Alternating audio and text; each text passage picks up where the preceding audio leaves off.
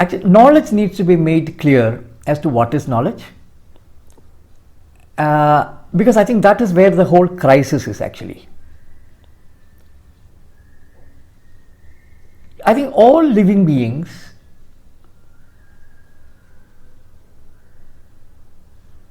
as they engage with the world, they acquire what can be called as implicit knowledge, which means they cannot articulate it. They are not even conscious of it quite often, but they are able to do it, which means the knowledge is there, But so that is the first level of knowledge, which is not articulatable, but it is there and it can be functioned. For example, the ability to talk.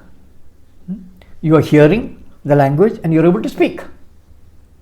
But the grammar is implicit in that. Without the knowledge of grammar, you won't be able to speak at all. But if you ask me what is grammar, I won't be able to say. Which means that at a very implicit level, knowledge is, the grammar is already embedded in us. So modernity is actually engaging with what has been explicit. So how do you actually make what is implicit explicit, I think is the fundamental issue that we should be looking at. Because if such a process can be activated, which means that this knowledge is accessible to everybody, and it is also more meaningful. Other one is quite meaningless, because if you remember, the grammar was the most boring subjects for us as children. Maybe we like the teacher feeling grammar. I'm not talking about all that. Learning grammar in the initial stages was absolutely boring. See, another thing is that sometimes we come, when we remember, we think that, of course, we mugged up that and got good marks. I'm not talking about all that. Actual learning of grammar, and actually didn't make any sense also. So I was thinking that if we are able to create what I call as metacognitive awareness, meaning paying attention to how you are doing, what you are doing, why you are doing. These three questions actually, why, what, how, are existential questions based on which we are functioning. All our knowledge is from that. But these questions are integral and embedded. These are not asked. What you do is a result of this. These are unasked questions, existentially embedded in you. These three questions, and where and when is the context. In fact, where and when is what activates these three answers actually. So these are three metacognitive questions or existential questions, and we have same three metacognitive awarenesses or attentions.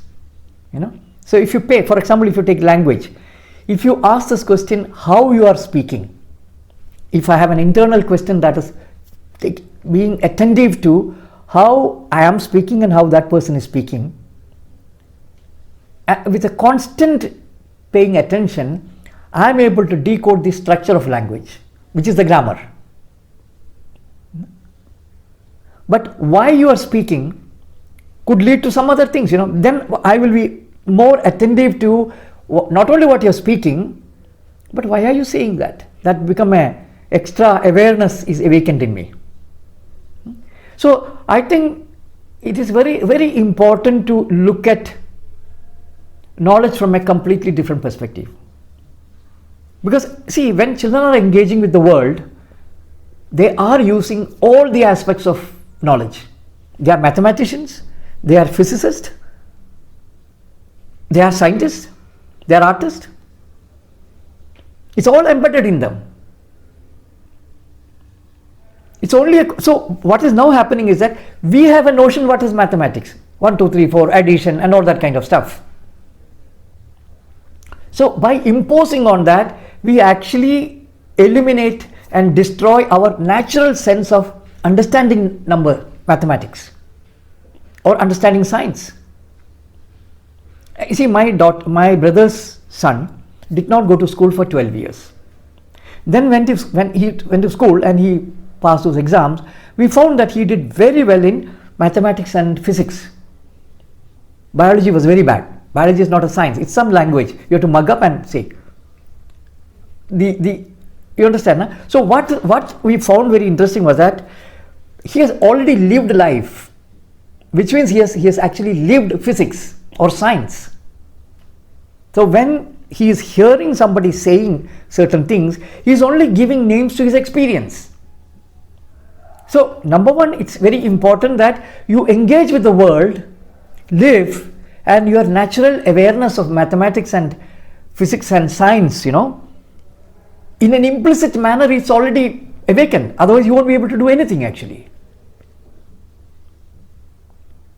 So I think this notion of what is metacognitive awareness, what is existential questions, how does that operate, I think these are the things that we should begin to engage with to re-understand and redefine what should be school, if at all you want it.